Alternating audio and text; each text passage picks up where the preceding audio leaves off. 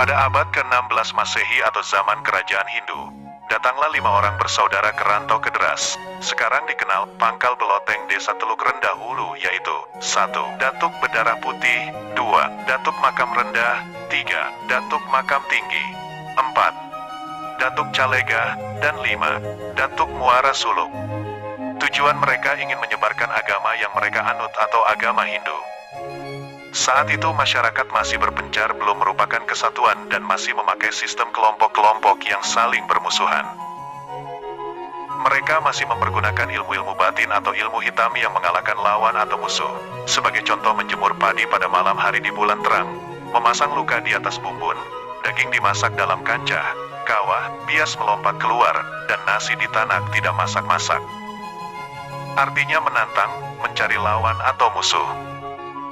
Di antara datuk-datuk tersebut, salah seorang dari mereka atau Datuk Makam Rendah meninggal agama lamanya dan memeluk agama Islam dengan nama Abdul Hamid. Nama asli Teluk Rendah adalah Teluk Pinang Bajek, sekarang dikenal Desa Teluk Rendah Pasar. Selama tinggal di tempat ini, masyarakatnya tidak dapat berkembang dengan baik. Pertikaian selalu terjadi, dan masih menunjukkan ilmunya masing-masing. Sebagai contoh, ayam belago dengan lesung dan batang pisang dapat belago dengan antan, dan sebagainya.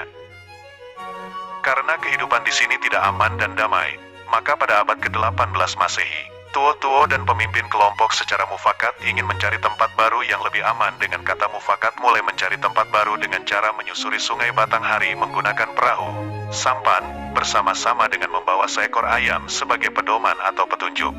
Di mana ayam yang dilepas tadi terbang dan turun ke daratan, berarti disitulah tempat membuat kampung yang baru, dan tempat ini disebut Ujung Tanjung atau Surau Tanjung Desa Teluk Rendah Hulu sekarang. Setelah kampung ini dibenahi sedemikian rupa dan masyarakatnya mulai berkembang, datanglah 5 orang penyebar agama Islam dari Aceh di bawah pimpinan Syekh Husin Al-Baiti. Mula-mula mereka memperkenalkan diri dan menyampaikan kepada masyarakat setempat bahwa tujuan mereka ke tempat ini adalah untuk menyebar dan memperluas ajaran agama ini.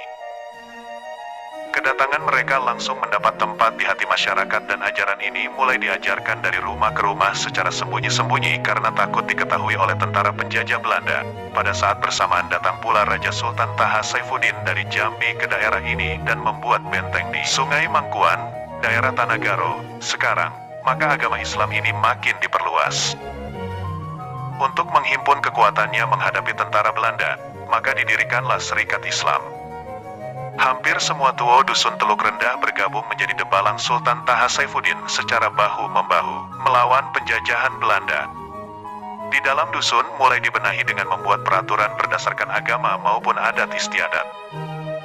Untuk mendalami dan memperluas ajaran agama, maka didirikanlah rumah tempat mengaji dan belajar agama dengan sebutan Rumah Kutab. Sejak berdiri Rumah Kutab, putra Teluk Rendah dikirim ke Mekah, Arab Saudi untuk memperdalam ilmunya. Ada yang belajar di Madrasah Darul Ulum dan ada pula yang belajar di Madrasah Asy-Syafi'iyah. Sekembalinya putra Teluk Rendah dari Mekah, Rumah Kutab ini dirubah menjadi rumah gedang besar. Di tempat ini pelajar putra dengan pelajar putri terpisah satu dengan lainnya untuk mengatur hubungan orang dengan orang, hubungan orang dengan kerajaan, hubungan orang dengan pemerintah yang dikenal adat persendikan sarak, persendikan kitabullah. Dari uraian di atas, nama Desa Teluk Rendah berasal dari keadaan tempat daerah tersebut, di mana di daerah pasar terdapat teluk, tebing, sedangkan di daerah hulu, ilir daerahnya rendah. Sehingga daerah ini disebut daerah Teluk Rendah yang sebelumnya disebut Kampung Alur. Untuk nama Desa Teluk Rendah Ilir berasal dari posisi daerahnya yang berada di bagian ilir Teluk Rendah. Teluk Rendah merupakan daerah pertanian yang luas, khususnya pertanian sawah, payo, dan dikenal sebutan bumbung padi di Kewedaan Muara Tebo dulunya. Luas sawah, payo, mencapai 3.000 hektar yang tersebar di mana-mana seperti sawah di belakang dusun, Rawa Bento, Lubuk Limas, Cempunik, Payo Tulung, Gelugur, Semut Gatal, Kalendang, Pulai, Pelajau, Limau Manik, Sungai Pangkat, Lebak Putu, Tanah Dialai, Pelayangan, Tabakar, Kasai dan Lebak Labi. Sawah payo ini luasnya 1.500 hektar. Sampai hari ini baru sebagian yang dapat digarap para petani. Karena tali airnya belum sampai ke tengahnya sedangkan dam sudah dibangun dan diresmikan langsung pada hari Selasa tanggal 19 Mei tahun 1968 oleh Bapak Abdul Manap, Gubernur tingkat 1 Jambi. Pada zaman penjajah Jepang, warga Teluk Rendah tetap mengerjakan sawahnya yang tidak pernah berhenti. Dalam keadaan serta suasana serba sulit pada masa itu, di mana-mana terjadi kelaparan, busung lapar, kurang makan, penyakit menular merajalela. Teluk Rendah di bawah pimpinan Usman Al-Bujang, lurah kepala dusun, warganya tetap mengerjakan sawah bahkan menjelang menuai panen. Semua warga diperintahkannya memanen tanaman muda, ubi kayu, jagung, talas, dan tanaman lainnya. Pemerintah Jepang bahkan memberi bantuan bibit jarak untuk dikebunkan. Buahnya dibawa ke negaranya untuk diolah menjadi minyak. Biarpun zaman Jepang terkenal sangat kejam, sadis, sewenang-wenang, akan tetapi berkat pimpinan yang bijaksana oleh Usman Al-Bujang tidak pernah dijumpai warga yang pekerja Romusha, Rodi dan Gendrong Shi hanya sebagian saja yang ikut.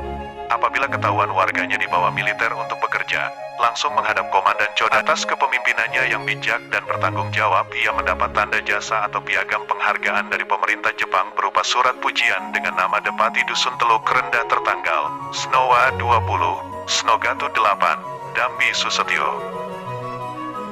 Mura Teboti Uzukaikai ditanda tangani oleh Selomi, setingkat pidana, pada masa Perang Kemerdekaan, agresi Belanda kedua di Indonesia, yang ingin menjajah kembali di Indonesia.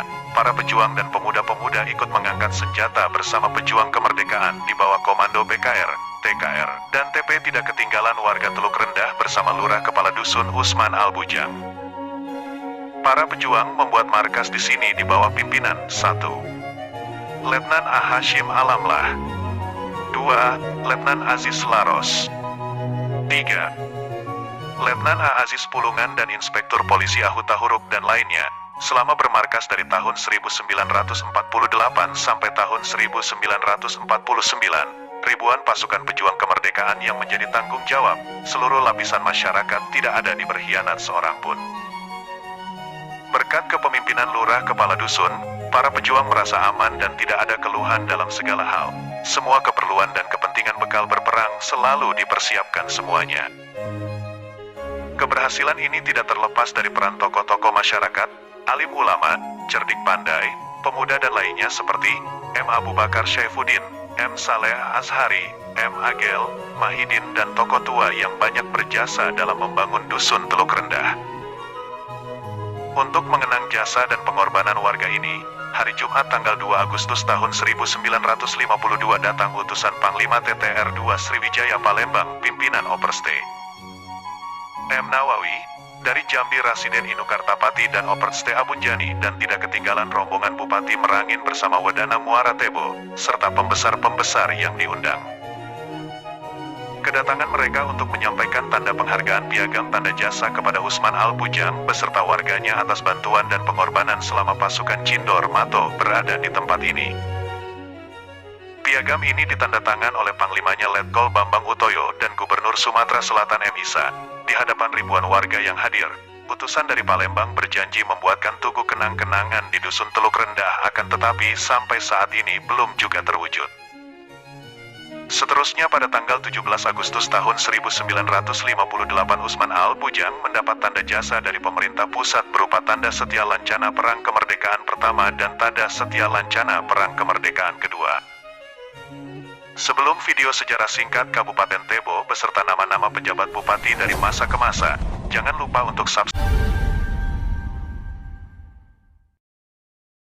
Kabupaten Tebo salah satu kabupaten di Provinsi Jambi, Indonesia. Kabupaten ini berasal dari hasil pemekaran Kabupaten Bungo Tebo, tanggal 12 Oktober tahun 1999. Pada akhir tahun 2019, Kabupaten Tebo berpenduduk 354.485 jiwa. Kabupaten yang berbatasan dengan Provinsi Riau dan Provinsi Sumatera Barat ini beribu kota di Muara Tebo. Semangat reformasi tahun 1998 yang terjadi di Indonesia memberi dampak yang besar pada pemerintahan Provinsi Jambi, baik pada lembaga eksekutif maupun legislatifnya. Dalam hubungan itu pemerintah Provinsi Jambi melalui Surat Gubernur Kepala Daerah Tingkat 1 Jambi nomor 135, tahun 1999 memprogramkan rencana pemekaran wilayah kabupaten daerah tingkat 2. Dengan terbitnya Surat Gubernur Jambi tersebut ditindaklanjuti oleh Bupati Bungo Tebo, Sofyan Ali, dengan menerbitkan Surat Keputusan Bupati Kepala Daerah Tingkat 2 Bungo Tebo nomor 669 tahun 1999 tentang Tim Pelaksanaan Penerapan Pembentukan Daerah Tingkat 2 Kabupaten Bungo Tebo. Hal yang sama didukung pula oleh DPRD Kabupaten Daerah Tingkat 2 Bungo Tebo nomor 170 tanggal 21 Mei tahun 1999. Berikut nama-nama pejabat bupati dari masa ke masa Kabupaten Tebo adalah: Masa Bakti Bupati Tebo, tanggal 12 Oktober tahun 1999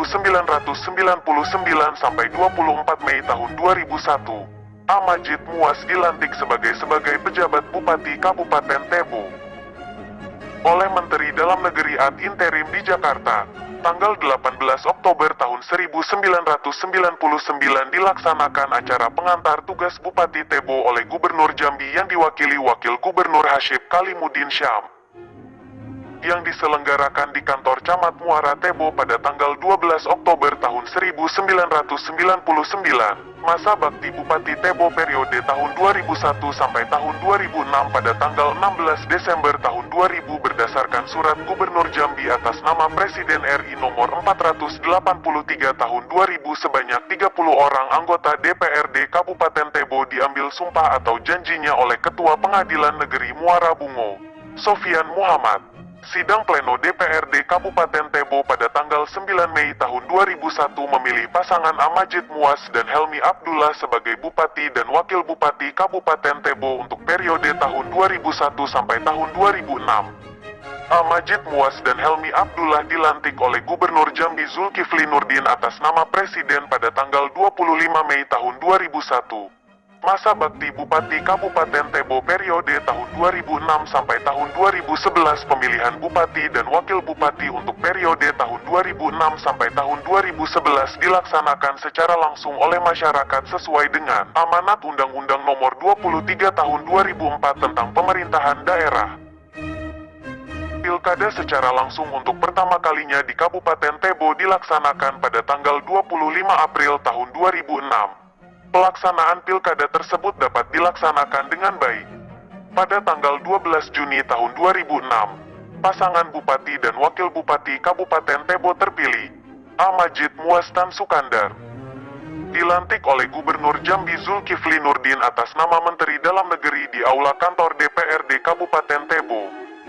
Masa Bakti PJ Bupati Kabupaten Tebo, tanggal 20 Juni tahun 2011 sampai 27 Agustus tahun 2011. Proses pemilu kada yang menghabiskan waktu yang relatif lama, menyebabkan terjadinya kekosongan jabatan bupati. Agar roda pemerintahan tetap berjalan, Gubernur Jambi menunjuk Hafiz Husaini sebagai penjabat Bupati Kabupaten Tebo yang dilantik pada tanggal 20 Juni tahun 2011 berdasarkan Surat Keputusan Menteri Dalam Negeri Nomor 131 tahun 2011 tentang pengesahan pemberhentian Bupati Tebo dan pengangkatan penjabat Bupati Tebo Provinsi Jambi tertanggal 16 Juni tahun 2011. Sebelumnya, Gubernur Jambi menunjuk Abdullah menjadi pelaksana harian Bupati Tebo. Masa Bakti Bupati Kabupaten Tebo periode tahun 2011 sampai tahun 2016 pemilihan umum Kepala Daerah Kabupaten Tebo untuk periode tahun 2011 sampai tahun 2016 dilaksanakan pada tanggal 10 Maret tahun 2011 yang diikuti oleh 3 pasang kandidat. Dalam pemilihan umum Kepala Daerah Kabupaten Tebo tersebut pasangan Sukandar Hamdi terpilih menjadi Bupati dan Wakil Bupati Tebo periode tahun 2011 sampai tahun 2016.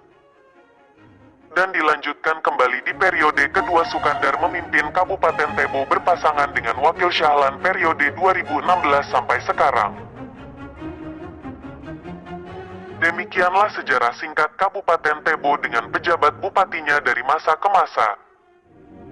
Semoga anak cucu kita kelak selalu ingat akan sejarah daerah di mana mereka dilahirkan. Terima kasih.